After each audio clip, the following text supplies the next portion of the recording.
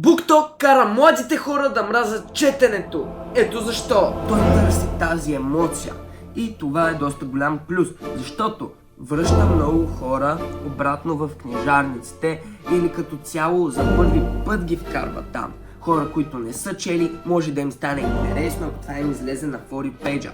Обаче има и доста голям страничен ефект, че се създават едни като балончета от различните жанрове и романтиката просто ги обзема, даже поглъща някои от жанровете. На младото поколение не им се показва различните жанрове. Те главно виждат романтика, защото BookTok се върти около романтика и около тези спай сцени, понеже те най-много продават. Но когато другите жанрове не се показват, това не е за мен, брат.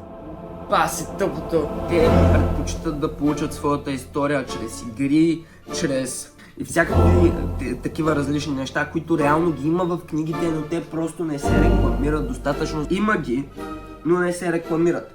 Да, реално не се губи високата литература.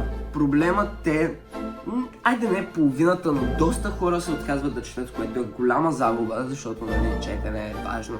Те реално губят тяхната първа и най-важна книга, защото колкото и пъти да съм говорил вече за тази най-важна книга, тя е тази, която отключва светът на книгите за теб, отключва това колко специален е светът на книгите за теб, както и те кара да си задаваш всякакви въпроси. Да, ако вие искате да намерите тази важна книга за вас, след като разбрахте как BookTok съсипва attention span ви към книгите, тук може да намерите видеото, тук може да се абонирате, линк за инстаграма ми има долу в описанието, ако имате някакви въпроси може да пишете и в коментарите. Бай-бай!